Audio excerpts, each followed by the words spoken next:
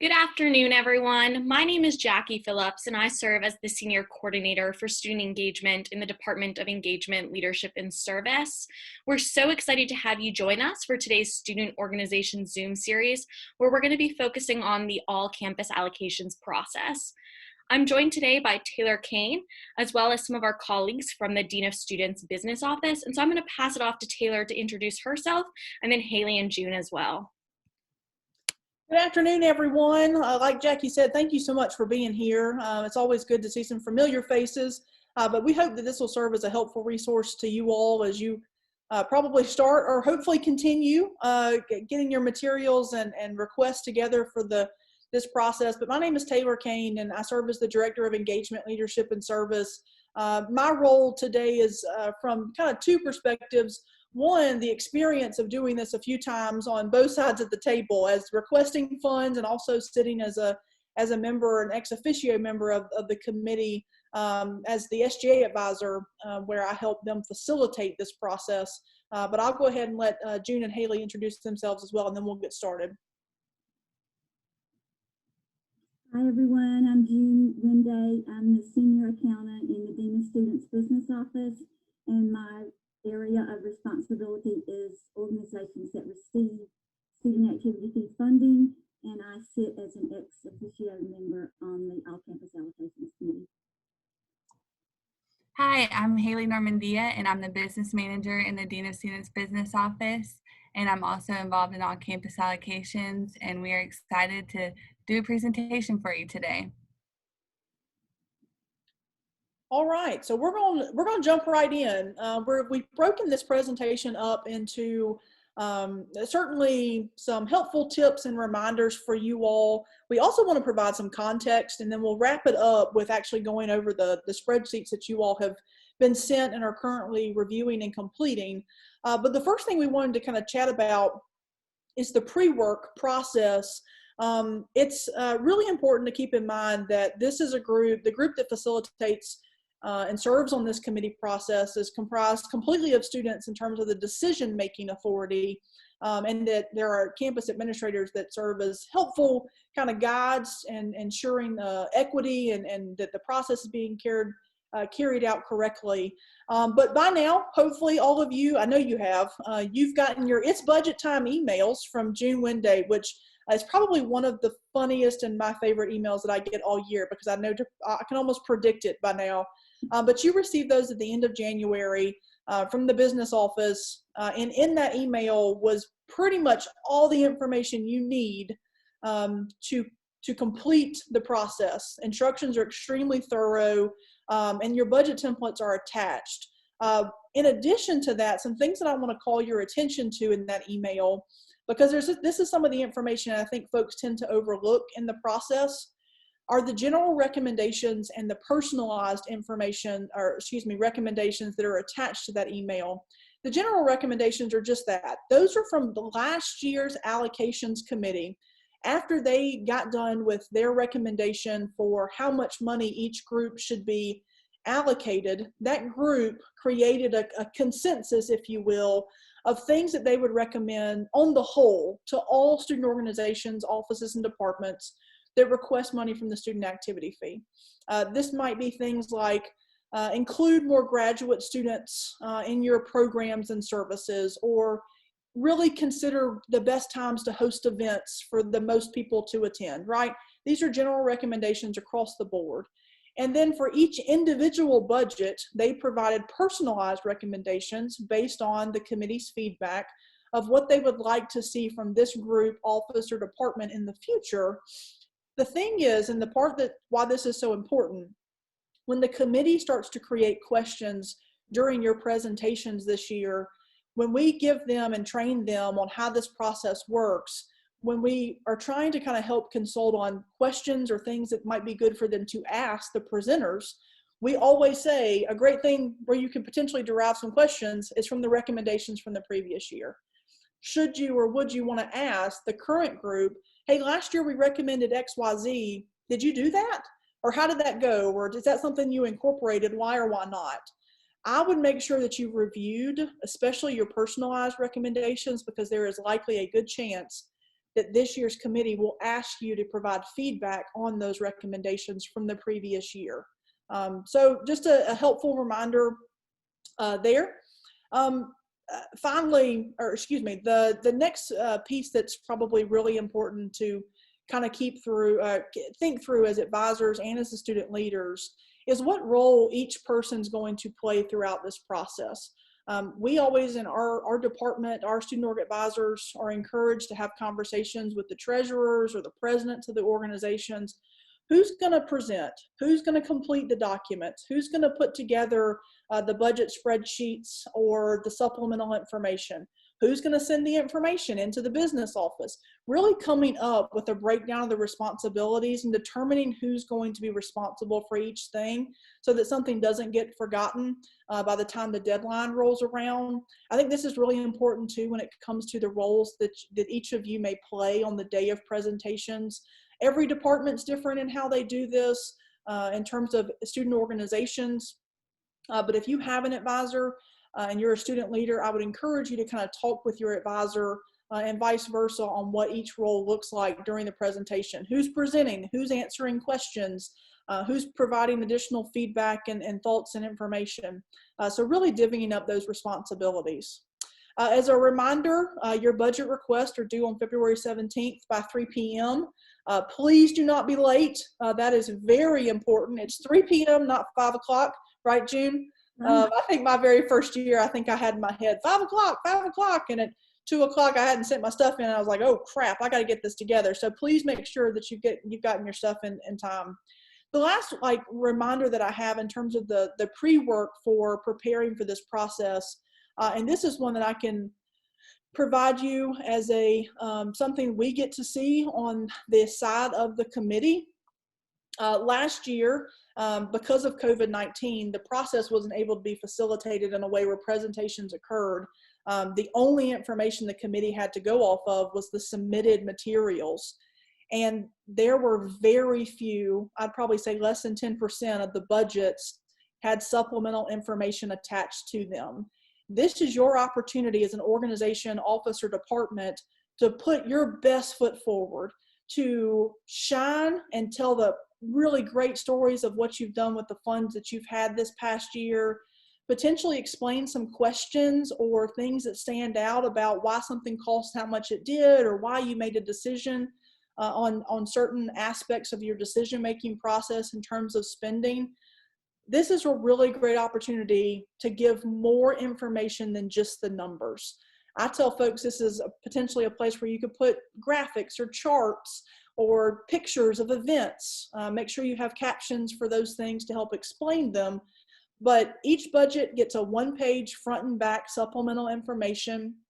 Most groups design these on Canva or in Adobe. You can even just do it on a Word document, a front and back sheet, and you'll submit those to the business office. But I can't overstate this enough because so few groups did it last year. And I think it really makes an impact with the committees looking at your materials, and they can see that you've put some extra effort into the presentation and request for next year's funding.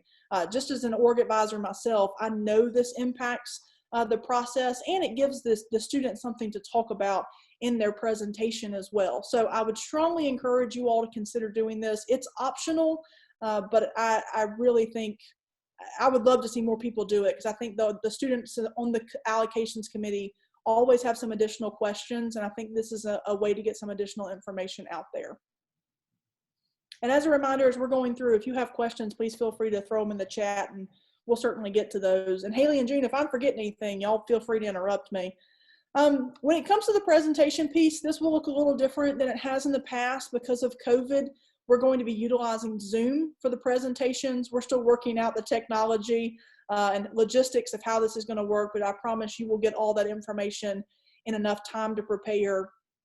As a reminder, the committee is composed of both undergraduates and graduate students, representatives from the Student Government Association and the Graduate Student Association, as well as those that have been nominated by the Division of Student Affairs. But again, the committee's decision-making process rests with those students, and the administrators that are a part of the committee as ex officio are just that. They don't have a decision-making process. We're just here to answer questions about the operation or logistics of the process itself. All presentations will occur on Zoom, and we'll be utilizing the waiting room functionality, and we'll get you the link to it if we have a password, and we will likely be soliciting from you the people who will be attending. So as we're running the waiting room, we can see who's here for each presentation. But again, more information will come from that.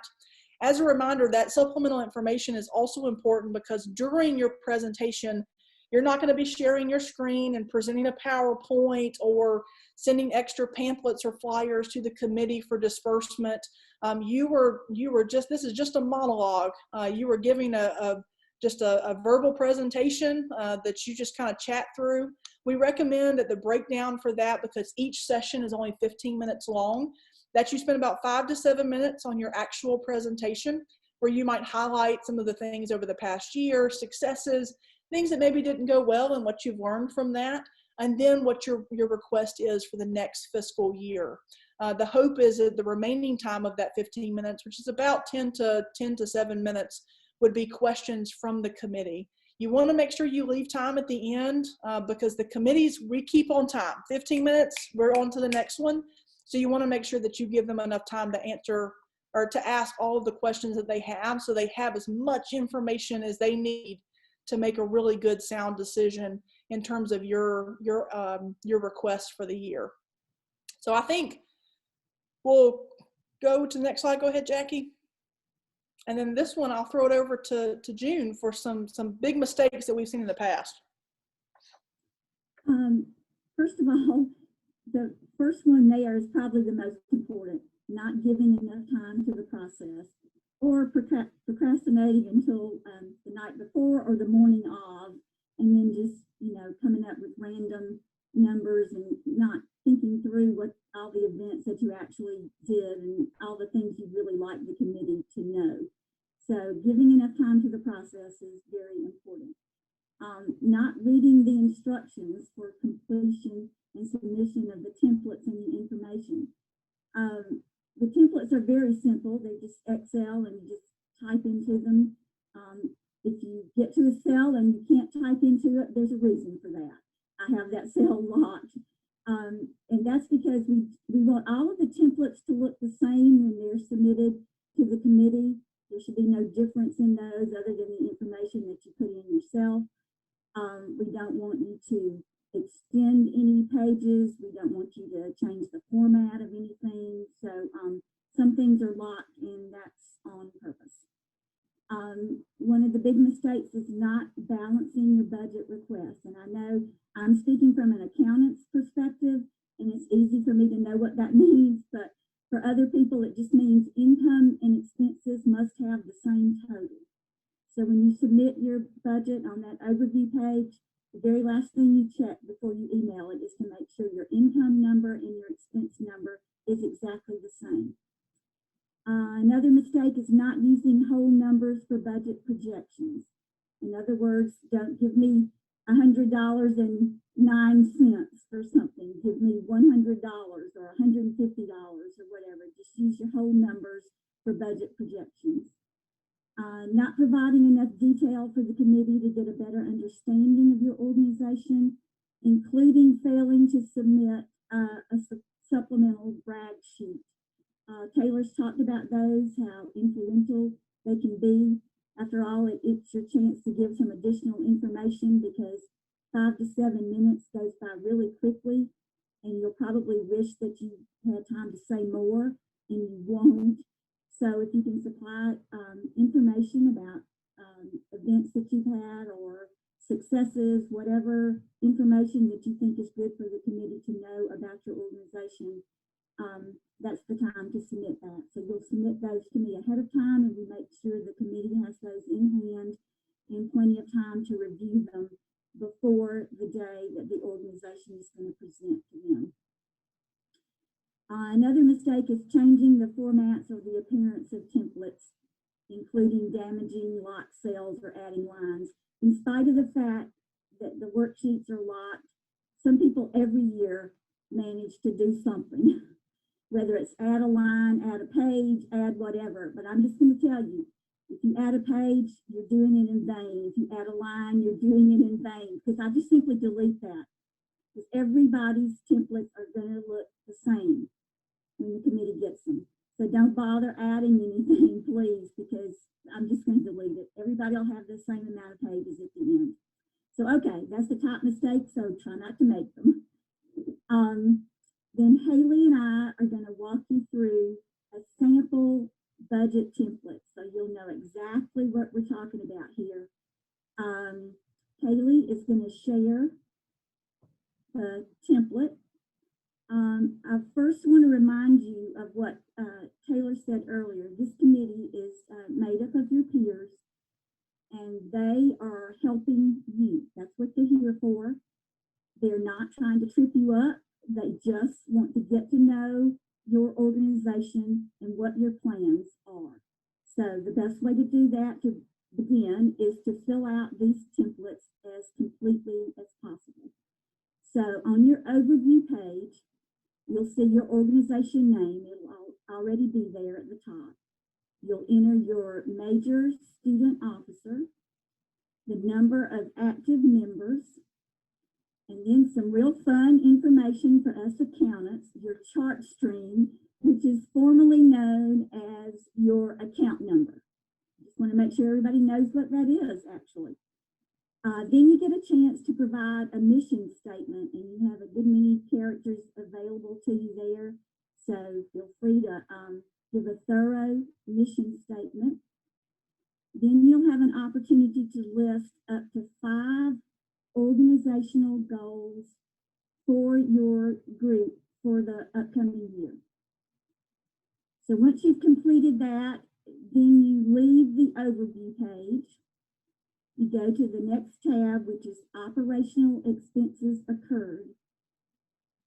This is just historical information for the committee. It doesn't affect what you're asking for the FY22 budget. So you'll see the dates at the top that we're asking for the first information on operational expenses. You're starting in January 2020. Now, why would you do that? That's because that is the last time the committee heard from your organization. Everything that they talked about last year was really up to December 31st. And then you talked about some things probably that you hope to do starting in January through June of last year. But now you've actually done things from January through December. So you entered that information. We put some examples there of some things that are operational expenses. Then next, you'll go to the next tab, which is the operational expenses that you expect for the remainder of this semester. You'll see those dates there at the top. So you enter those things, and you'll notice that it's totaling the items for you at the top of the page, but that's not going to reflect in your FY22 budget request. This is just for information. Then next, you'll go to the FY22 tab. We're still under operational expenses. Now notice your dates at the top. This is where you're actually requesting your FY22 budget. So you list as many things as you can think of, and you put the actual cost that you're projecting for those events. And after you complete this page, you'll see at the bottom that it's totaled the page for you. Then you go back to your overview page. You'll see that total has been transferred beside operating expenses. Then you go back to your next tab, which is programs expenses incurred. Again, you'll be beginning in January 2020 through December 2020. If you have items that can be combined, if they're repetitive during your year, you can combine those on one line. You can also include virtual events, even if there was no cost. I'm sure this year people have those things, so feel free to include any of those events. When you get to the bottom of the page, to the top of the page, you'll see that it's giving you a total, but again, that doesn't reflect on your FY22 request. The next tab is programs expected. That's the remaining expense for this semester. You can complete that, and if you had actual cost, it would give you a total cost there. And the next tab is program expenses expected. This will be for your entire FY22 budget. You list those items. Again, feel free to combine items like the regular business meetings. You can combine the total for that if that would help you to save space, if you actually think you might need more lines or something on the page. When you get to the bottom of the page, you'll see that it's total for you. Again, you go back to your overview page, and that total has been transferred to your program request. Then you go back to your next tab, which is collaboration. If you collaborated on an event or a project with another organization or more than one organization, you can list that here. Collaboration being you all were involved in the planning of the event and putting on the event, therefore you're aware of all the cost of the event. Your group paid for certain costs, another group paid for certain costs, maybe another group paid for something. Just keep in mind, if you're reporting a collaboration, that everyone that report to this project or program should have the same attendance numbers, the same total cost, because you should all have been involved in the planning and you should know what those numbers are. So those should be the same. The bottom half of the page is for a sponsorship. If you just have money transferred from your account to sponsor someone else's event, another organization's event, you can only do a sponsorship if you're receiving advertising in return. But you can provide funding for an event to another organization, and you're basically just giving them that money, and they have said that they will spend it on this event. So you're not paying for anything yourself, you're just giving them money, and they'll in turn pay for their own expenses at that point, but they'll have a portion of the funding from you in order to do that. So that's just where you list these things if that applies to you. Next, you'll go to the travel occurred tab. Again, that's historical information. For this example, we didn't list anything prior to. The next tab is the travel remaining for this semester. If you have anything to put there, we didn't have anything for this sample. Then your last tab will be the travel for the entire fiscal year of FY22. So first you just start by putting the date of the travel. You put a description and purpose of the event, as much information as you can fit in there, the number of students who are going to attend, and then you start listing the individual costs like meals, lodging, registration, transportation, and then those items will total for you. It will divide by the number of students to give you a travel cost per student for the trip. So you list any trips that you're planning there. And then if you go to the bottom of the page, you'll see that this page has been totaled. If you go back to the overview tab, you'll see that that total transferred to your student travel request for FY22. And then those expenses have totaled, in this case, it's $1,585. If you look at that number and you're happy with it, you think that's just what I think I need to run my operation financially for a fiscal year, then you're good to go. If you think that number is too high or possibly too low, the only way you can correct any of those numbers is to go back into one or more of your FY22 tabs and adjust the things that you listed there. That in turn will adjust your overview amounts and give you a new expense total. So once you're happy with the expense total, then the part that you can't forget to do is go to the left on the expenses and your income, your income is going to have to match your expense total. So how do you come up with that? Well, if you want to ask the committee for an allocation, for all of your expenses, and that's perfectly fine. If that's what you want to do, then you just put that number under allocation request. If your organization generates money in any form, like you have dues or you have events where people purchase tickets or purchase food or whatever it might be, then you're going to expect to generate some money. So you'll put a total there. So then your allocation request would just be the difference between what you expect to generate and what you expect to need overall to pay for the expenses that you're expecting. So you can split those amounts, and then you just make sure at the end that your income and your expense match. So again, you don't have to put generated income in there. It's only if that's something that your organization normally does or is planning to do.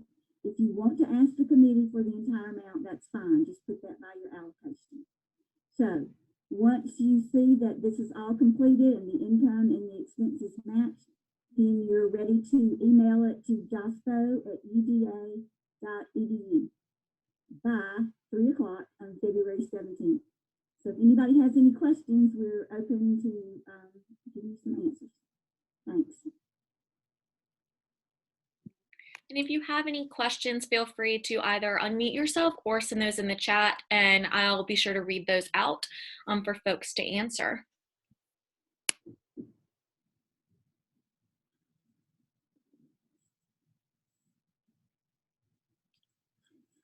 While you might be thinking of questions, one of the things we've talked a lot about in engagement, leadership, and service among our staff, and even I've heard some student leaders express maybe a little bit of anxiety or nerves around the fact that maybe they haven't spent as much of their budget this year because COVID's put a hamper on some of the events you would have normally hosted or some experiences that you might have planned to create. And while I can't speak for the committee, I can say that I anticipate a lot of folks are going to be in that boat. It's not going to be like your organization's the only one that experienced COVID and you weren't able to do everything that you normally would want to. And I think just being honest and saying, look, we certainly had hopes for this and it didn't pan out the way we wanted to, but we wanted to play it. I mean, everyone I think wants to be safe and make sure that they keep each other safe. So I think just kind of putting your best foot forward and explaining what happened, and also what you're excited about for next year, right? That hopefully we'll have COVID as close to in the rearview mirror as possible. But we certainly, and we want folks to just be honest with their budget proposal and just kind of explain what did or didn't happen. But I think while I understand potentially being nervous about not spending all of your budget or coming close to spending all of your budget, I think that's understandable this year. And I think any reasonable person would understand that that was a hamper for almost everybody. So I think just explaining that and talking about what you're excited about for next year, I think will be really helpful. So if anyone has any concerns about that, hopefully that eases it a little bit, that all organizations and departments and offices were probably impacted because of that. Yeah, thank you, Taylor. And I received a question privately that stated, in our organization's budget time email, they didn't receive personalized recommendations. Should everyone have received those? And if so, how should they go about requesting those or checking in on that? Everybody should have received them unless it's a new organization applying for the first time. Obviously, they wouldn't have had any recommendations from last year from the committee.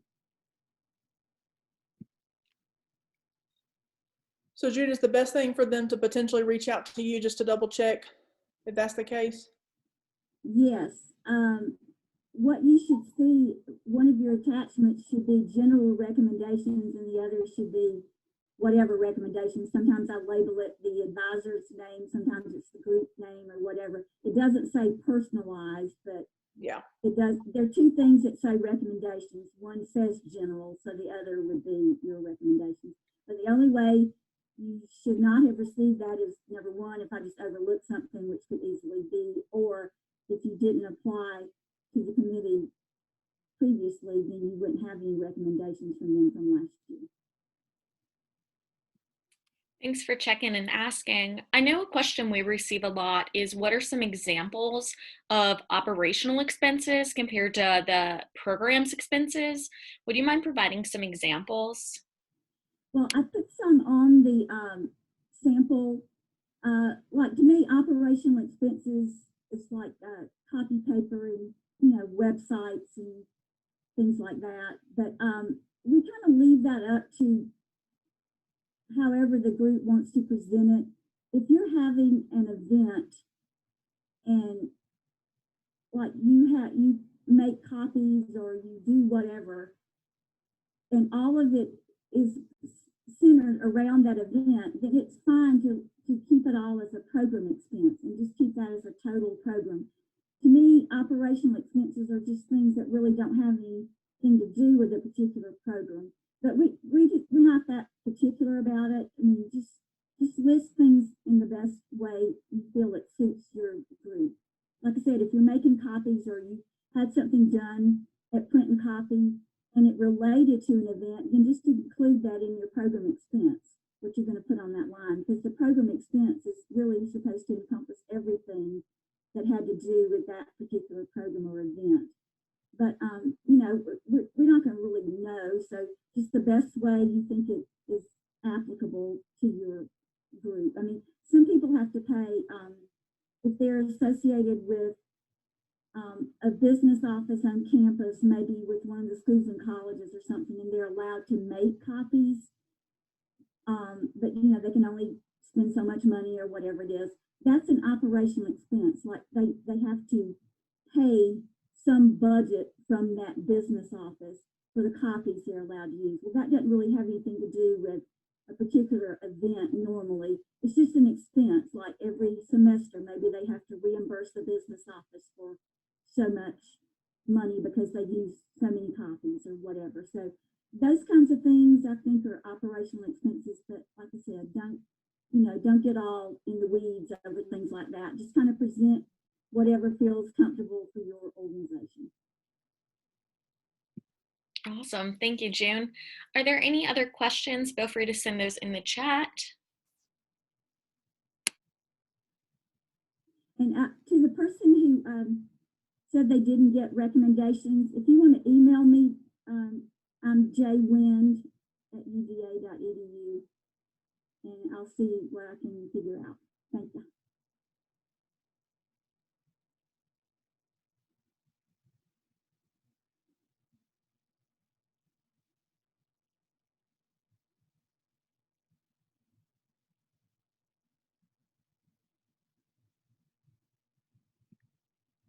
And if any questions pop up for those that are watching this recording later on, feel free to reach out to the Dean of Students Business Office or us here in ELS, and we'll be sure to help connect you to the correct people. But if there are any questions for those that are here live with us now, feel free to send those in the chat, and we'll stay on for a few more minutes to answer any of them. Thanks for coming, y'all. Thanks, everybody. That is a great question, Sarah.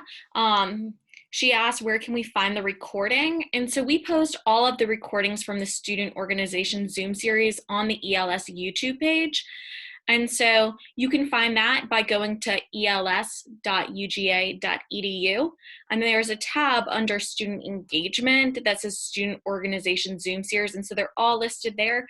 Or you can just search online for ELS's YouTube, and they're all listed there under a playlist. But you'll be able to find this later this afternoon, and then all of our other recordings too.